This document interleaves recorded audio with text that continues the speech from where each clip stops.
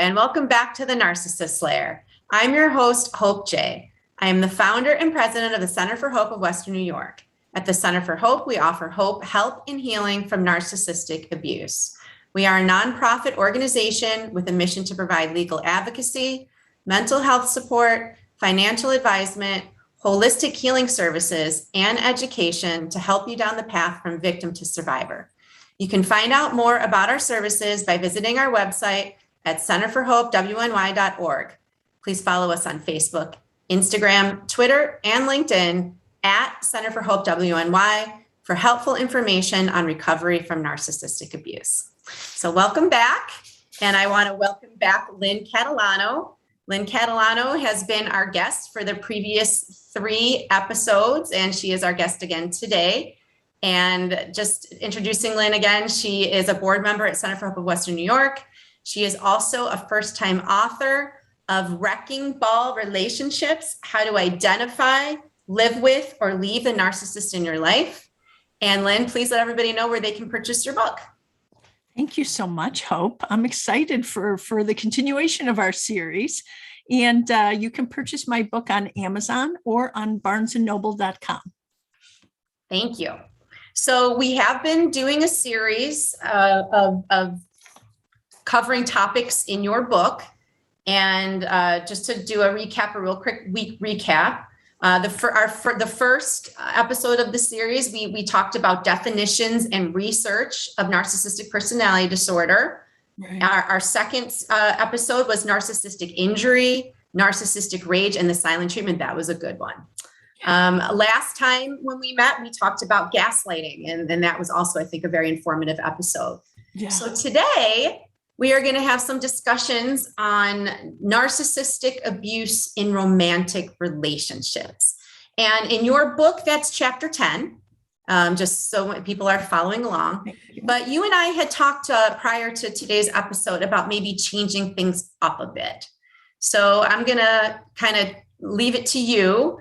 We thought that perhaps instead of me, kind of asking the questions, that you would sort of direct the conversation today by asking me some questions, because this is, narcissistic abuse in romantic relationships is something that I deal with all day, every day. So I'm going to just kick it to you. Well, thank you. When I was writing the book, I had personal experience with a parent who's a narcissist. And then I had personal experience with a toxic workplace and certainly a boss who was a narcissist. And I know we're going to talk about that next time. Yes.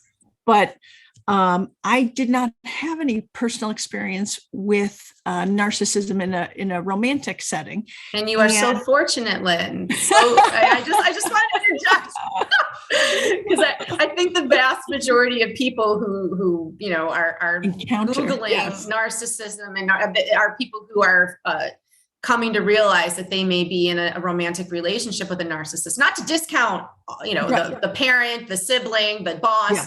Yes. But, I think that the vast majority of people are contending with this in the context of a divorce, a custody case, or something of that matter. So, yes. Yeah.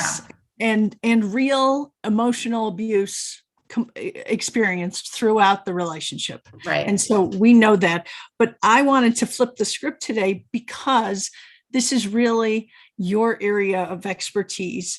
Both professionally, and you have experienced it. And so I think that makes it just incredible to hear these things from you. Whereas I've researched them and interviewed people, but it's just not the same. So let's get started.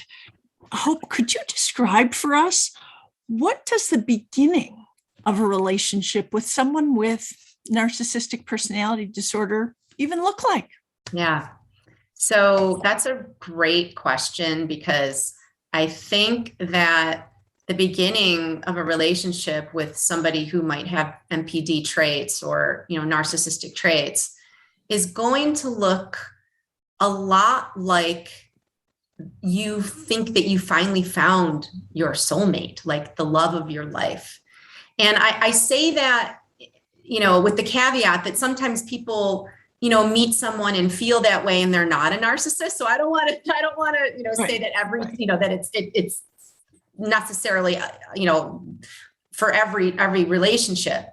But for most people, when I have talked to them and in my own experience, there's a cycle that happens when you are involved with a narcissist, and it almost always starts out with this very intense, very directed, a very targeted type of behavior called love bombing.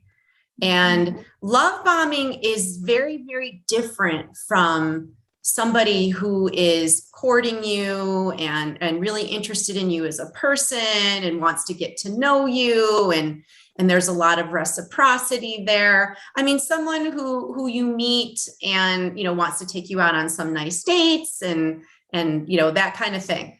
When you meet a narcissist or somebody with these kind of traits, they're going to move in on you like, it's almost like this very intense, almost like you can't get away from the person because you feel such a gravitational pull towards them. And, if you haven't experienced this, it's hard to explain. So I'm really trying to find language, Lynn. People who have experienced it know exactly what I'm talking about. But if you haven't experienced it, it's hard to explain. It's like you feel this intense attraction to a person that you hardly know, and you can't really explain why. And the why is really, I could talk about that for forever too. But the why has to do with, these unhealed childhood wounds that people have, that they're not consciously aware of. So, when I met, well, it's a long story with my narcissist because we met when I was 19. Okay. But, when I initially saw this person, I felt this attraction to him that I'd never felt to another person. And it's interesting because it was this like subconscious sort of pull that I felt toward him. And right away, when we started dating, both times we dated at two different points in my life. But both times he was a person who came on with this very intensity is a way that I think most people would describe this love bombing experience. Okay. It's intense. When a narcissist directs, and it's may feel similar to, some things with your dad. When a narcissist directs their attention at you, it's like you are, the full onslaught of like the sun, the moon, the stars. They can make you feel like you're $1,000,000, like you are, the most important, most engaging, most beautiful person in the world, because they're focusing that, light on you. And in the beginning, it feels like the most wonderful thing in the world, right? They get you up on a pedestal. They will, they move in a way that is, it's meant to kind of offset your equilibrium so that you're not thinking that anything's wrong. You're kind of like, thinking, oh my gosh, I finally met like this great person. They're so wonderful. They're inundating me with compliments. They're telling me how beautiful I am and how special I am and how, you got to pay attention to this, how they've never met anyone like you before. That's a very common thing. They've never met anybody like you. You're so different than their exes because, as you get to know this person, you're going to find out all their exes are crazy, right? All their exes they're all terrible people, but you're not, you're this wonderful person who's going to, just fix everything that is wrong in their life. And, it's just nonstop barrage of compliments.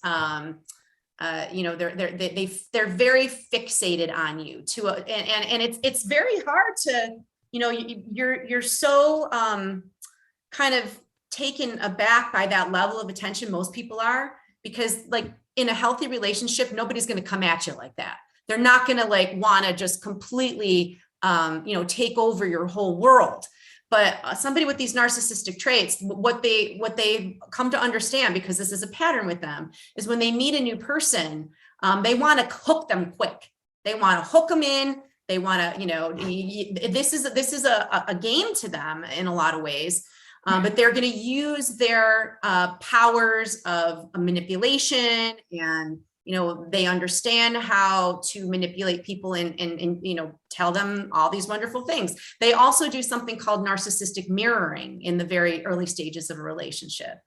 And narcissistic mirroring is, you go out to coffee with somebody or out to dinner with somebody, and you tell them, oh, I've always wanted to travel to the Caribbean. I've always wanted to go to France. I'm really interested in medieval art. I rescue dogs. Whatever it is that's unique about you.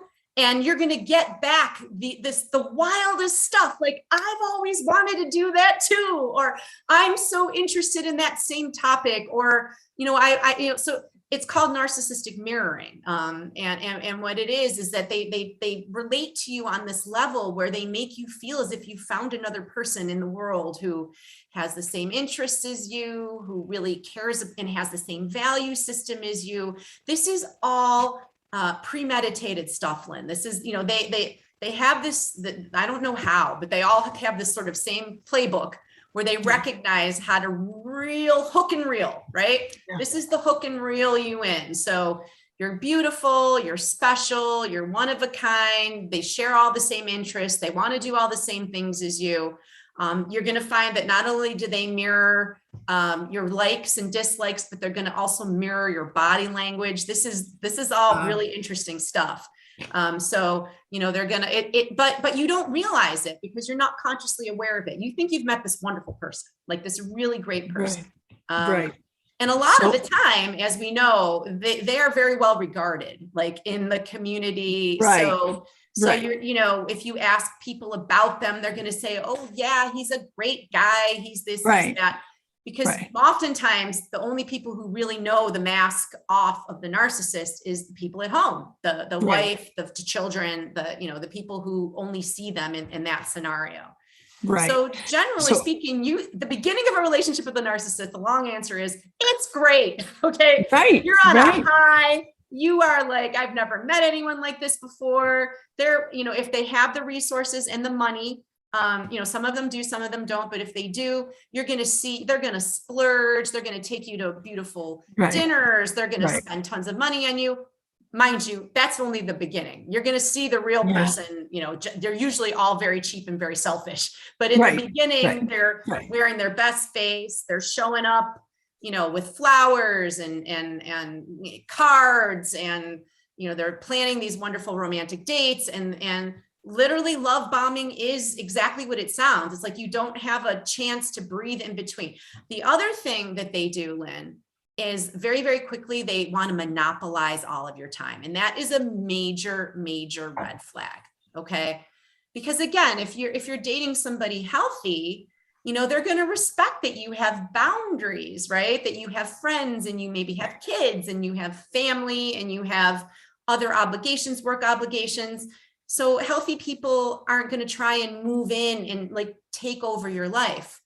Narcissists. Yes. So this is part of the isolation. Right? Yes. Right. But they're also then, trying to be in every area of your life all at once. They want to monopolize your time. They want you to be with them every weekend. A lot of times they will insinuate themselves into your family, into your friend group, and they do wild things like, they want to move in with you when they've only known you for 2 weeks, or they tell you things like, you're the love of their lives, or they believe that you're their soulmate is a big one. They often say you're my soulmate, and they're dropping this stuff within 2 weeks or 3 weeks or a month and in a healthy relationship, Lynn, that is simply not normal, right? It takes time to get to know someone. Is there a term for that? It's all part and parcel of the love bombing. Specifically, this thing where they're, because they're trying to hook you quick before you see all the kinks in their armor, right? Before you start to recognize that something is wrong. And so And if you talk to a lot of women who, and I do talk to a lot of women, all day, every day, I talk to women who have been, hoodwinked by con artists like this. And, they fall for the love bombing because they want to believe, like we all want to believe. And if I'm going to blame anyone, I'm going to blame Disney. Okay. I've had this conversation with a lot of people. We're socialized to think that Prince Charming is going to swoop in and sweep us off all feet and, all this kind of stuff. So there's, we're there, that sort of when someone comes in and does things like that, we're not programmed or socialized to think that there's anything wrong with that. Like, we're not thinking, gee, maybe I should be suspicious of the guy who is, calling me the love of his life within 2 or 3 weeks of knowing me. Right. We think it's just incredibly romantic and oh my gosh, and blah, blah, blah, right? Right. Until you've been hoodwinked and conned by a guy like this. And then you start to recognize, wait a minute, when someone is moving things along that quickly, when they're violating, because usually people are feeling like, wow, this is a lot. Like, this is a lot. Yeah. Maybe, and you'll know that you're dealing with somebody with NPD traits if you try to set a boundary and say, hey, I don't really think that I'm ready to go on a, week-long vacation with you to to Maui or whatever. We've only been dating for 3 weeks. You know what I mean? Right. Like if you try to set a boundary with someone like this, and they don't respect the boundary, that's another major red flag that you are in the throes of love bombing with a narcissist. Because a healthy person will respect that boundary. They will say, oh my gosh, I'm sorry. I'm just really excited to get to know you. I totally understand and respect that you're not ready for that. And they'll back off. A narcissist won't. A narcissist will bulldoze their way through. They'll try to manipulate you out of your own feelings. And they will, try to make you feel guilty for trying to set a boundary. That's sort of, you can kind of see these things. And this is with the, what you call it, like the hindsight is 2020, right? You can always look back on a relationship and be like, oh my God, I saw that actually happened, that happened. But at the time you didn't really know it was happening. You didn't realize that they were, it's called moving the goalposts, right? You set a boundary and you say no, and then they kind of talk you out of your boundary and they get you to move the goalposts. And narcissists are famous for doing that. So Hope, when does the relationship change, and what are some triggers that might escalate things? So, the prevailing kind of belief on that, like from what, I'm sorry, go ahead. Oh, okay. From what I've read, Lynn, and again, like everyone has their own experience on this, but from what I've read, a narcissist can keep up the love bombing perfect, phase for some period of time. It generally, they say it generally, you start to see cracks in the facade by 6 months to a year. Okay. Sometimes they can keep it going longer. Sometimes you're going to see it sooner. You know what I mean? But, most of the time they're going to crack by around the 6 month period. And by crack, I mean, you're going to start to see some episodes of when the mask slips, right? And when you talk about the cycle of narcissistic abuse, and it starts out in this, sort of romancing, love bombing phase. What starts to happen over time is that you're going to segue into something called the devaluation phase. Okay. And it kind of, it happens slowly, right? Like you're going to still probably be in this honeymoon period where you think everything is fantastic, but you're going to, like I said, you're going to start to see the mask slip a little bit. And a lot of the stuff that we've discussed in the prior 3 episodes are the same things that you're going to, that will trigger a narcissist to start, devaluing their partner, which they formerly have had put up on this pedestal, right? So you first meet the narcissist, you're perfect. You are perfect. You can do no wrong. You're better than everyone that's come before. You're going to be the person that's going to heal, all the problems in their life. And then after about 6 months, when they start to realize that that's not the case, because you're simply human and they have this deep, dark, unfillable void inside of them that no person is ever going to heal, right? Then they start to project that stuff back onto you. So you're going to get kicked off the pedestal down a few rungs. They're going to start criticizing, and it's very, very interesting, because in the beginning, like, they'll give you a long list of all these things that they love about you. I'll give you an example. This is an easy kind of an example. So let's say that you're an independent, confident, woman who has, a successful job, which a lot of times, narcissists will latch onto women like that, onto women who are successful, because they, it's all about this impression management stuff. And look at me, I'm with this wonderful person, so I must be wonderful, right? Okay. So in the beginning, they're going to tell you, I love how independent you are. I love how successful you are. And but as time goes on, Lynn, they're no longer going to love that. They're going to start criticizing that. Well, you don't have enough time for me. And, and they're going to get angry when you have a conflict. Let's say you have a work related responsibility and you need to do something related to work, but you can't be home to fix his dinner or, do something for him. And then all of a sudden, the thing that they love the most about you is the most terrible thing about you, because now it's conflicting with their needs, right? So in a narcissist world, as you're well aware, right, we're all just players, right? We're all just bit players, and they're the star of their own life. So, they don't really want a person who is fully actualized. They want an appendage, right? They want somebody that they can control. And, what happens is that over time, they're going to start pushing your boundaries more and more and more and more to see how much they're going to be able to control you and how much you're going to give up, right?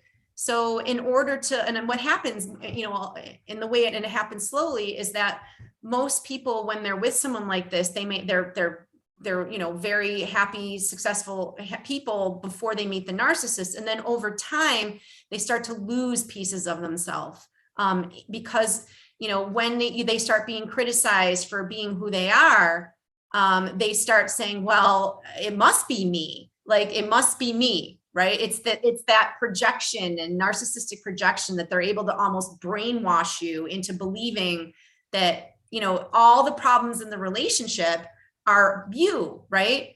And because you think back to this wonderful person who was like so in love with you and everything was so great, and now things are not so great, and they're telling you that it's you. So you start to, and generally, it's very empathic people who get involved with narcissists. So, we have the ability to self-reflect. We think to ourselves, and well, okay, all right, then I'm just going to change this about me. I'm going to be less, I'm not going to draw this much attention to myself. I'm not going to be so ambitious. I'm going to stay home more. I'm not going to go after the thing that I wanted. I'm going to put him first. He's right. He should be first. He's right. I should be the one that's home making dinner, and I should be home when he gets home from work. What am I thinking? Why am I, of course and so little by little by little by little, we start to, change who we are to, make the narcissist happy. And that's when, and of course, there's nothing you can do to make the narcissist happy. Just put a check mark next to that. Doesn't matter. Doesn't matter if you flip yourself inside out. He's never, or she's never going to be happy. No. But we start to give up pieces of ourselves in these relationships, and they, are starting to devalue every little part of us, which feeds into this whole thing where we're like, okay, you're walking on eggshells all the time. You know this. You're afraid of the emotional reaction when they come. Like, I used to be standing there in the kitchen, and by the way, not just me, but all the children in the house. The whole temperature of the house, and I'm sure you've experienced this, will change because we're all, reliant on whether he's in a good mood or not a good mood, or, what's going to happen. So everyone in the house is walking on eggshells.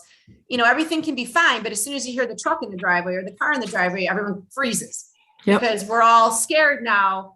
Is he going to be in a good mood? Is he not going to be in a good mood? What can we do to appease him? So it becomes this vicious cycle of, everyone is tiptoeing around the narcissist, not knowing, how he's going to be or she's going to be, what the mood is going to be. And we start to believe, and this is codependency, we start to believe that there is something that we can do to affect the outcome. Right. Yeah.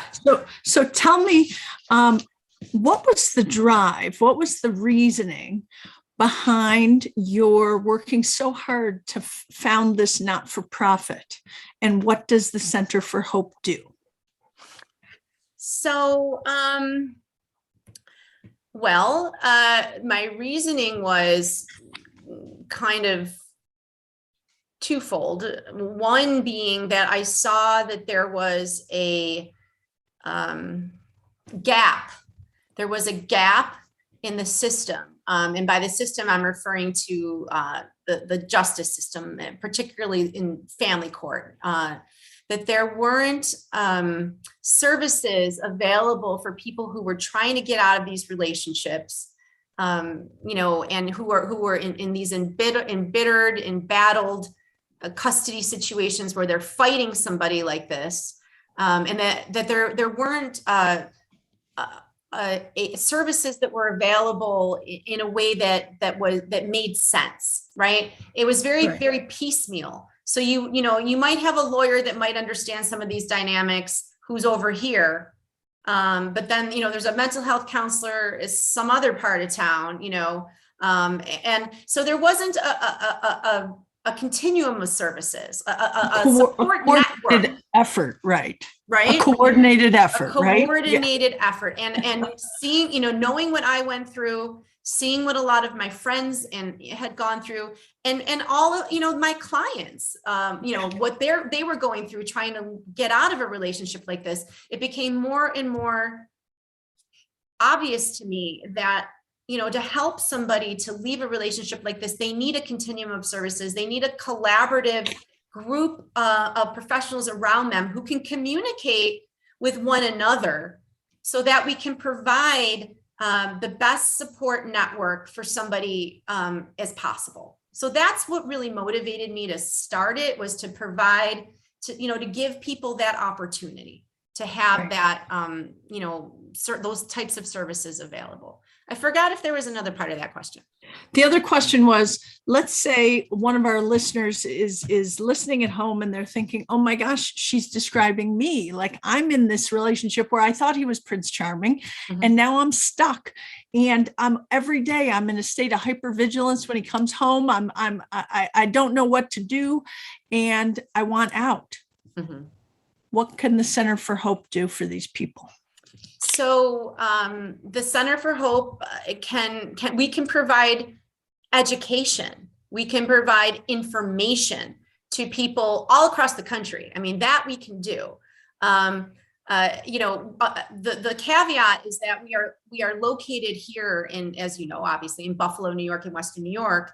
And all of our providers, from our attorneys to our mental health counselors, all the way around, we are only licensed to practice in New York. Now, of course, one of my dreams is to open a Center for Hope all across the country. I literally had a consultation with somebody from Missouri today, telling her, I of course explained to her that, I can't offer legal advice because I'm not licensed to practice in Missouri, but I can certainly talk to her about all of the nuances of what it means to be in court with somebody with this type of disorder.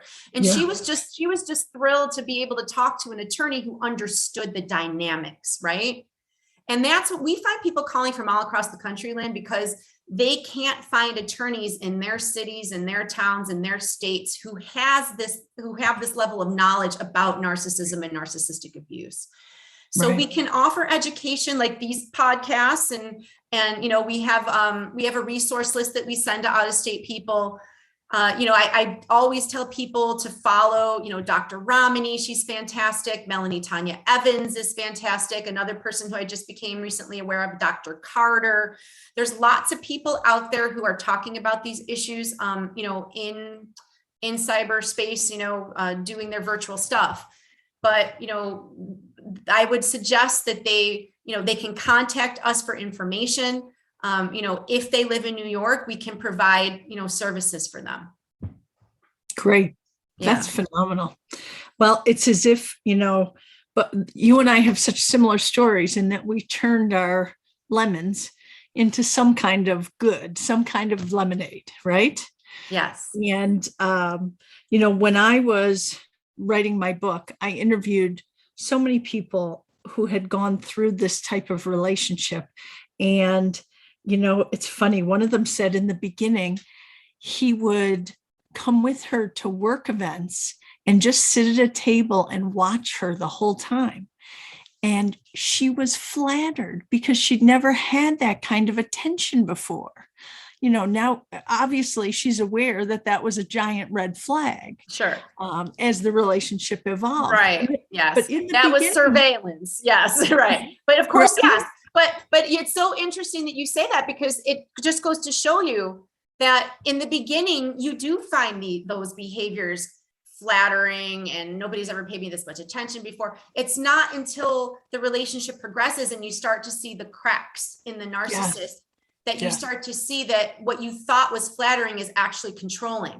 What you Yes. thought was right. I mean, the context of the relationship and your perspective of the relationship, Lynn, vastly changes over time.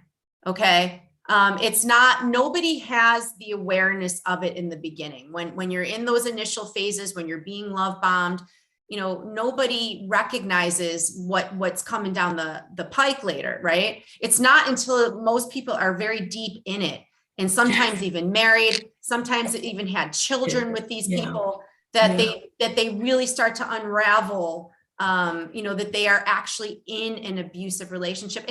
And the truth of the matter is that, unless, and I'm not saying that there isn't physical abuse in those relationships. There often is physical abuse. It may not be, the type where somebody is at the level where you have to seek medical attention, but you're going to find, that these guys have rage issues, as we know. They have anger issues, as we know. So, and it often escalates over things like, they want to look at your phone. They have this idea that you're cheating, and it happens all the time. Again, that's narcissistic projection. It's because they're cheating. So they're twisting it around, and they think you're cheating. So they grab your phone and they're trying to go through your stuff, and then they smash your phone. And, oftentimes I hear from people that they're being, the walls being punched right by their head, but they never touch them. A lot of times they're stalking, cyber stalking, all kinds of harassment, threats, things that, may not rise to the level of what the courts are going to consider to be domestic violence, but it is domestic violence. Abuse does not have to be physical to be abuse. And that is the thing that, that we as the Center for Hope have been trying to, advocate. And, we just did this in our Purple Party, and, we had some exposure on TV to try to, spread this information that abuse, psychological and emotional abuse, and coercive control tactics are abuse. Okay.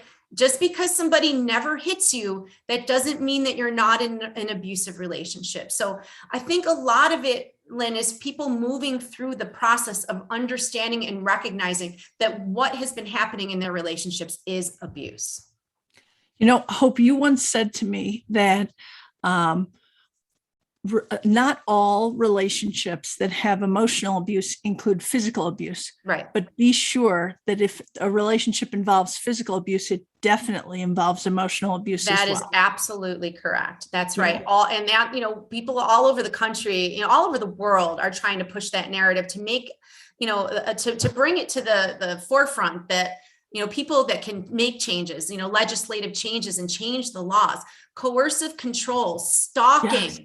Particularly stalking, that's a major red flag when someone is stalking you, whether they're cyber stalking you or physically stalking you. That is a dangerous person. Okay. It's a lot of the, stalking behaviors ends in very horrific physical violence. But if the courts are not considering that to be abuse, and they're not issuing orders of protection when somebody is behaving this way, then, we're leaving a lot of people without the sort of protections that they deserve. And coercive controlling is lots of emotionally abusive tactics. It's trying to control who you talk to. It's trying to control what you wear. It's trying to control what you eat. It's, like I said earlier, it's like little by little by little by little, they try to remove your autonomy and your ability to make decisions for yourself. The social isolation stuff is huge. They don't want you to spend time with your friends and your family. And a lot of times narcissists are jealous of their own kids, or if it's, Hello. And even if it's like, if it's stepchildren, forget about it. I mean, I've heard horror stories about how they've, insinuated themselves between their parents and their children and divided those, relationships. So they can do so much damage. Yes. Yeah. Yes. Well, is there something you'd like to leave the listeners with today? Some piece of advice? The biggest piece of advice that I can say is, like you said earlier, and I think we've said this at the end of every podcast. If you think that you're in a relationship with a narcissist and you want to get out, or you want to, learn about, what resources are out there, reach out, reach out to us, reach out to your local, there's family justice centers all across the country.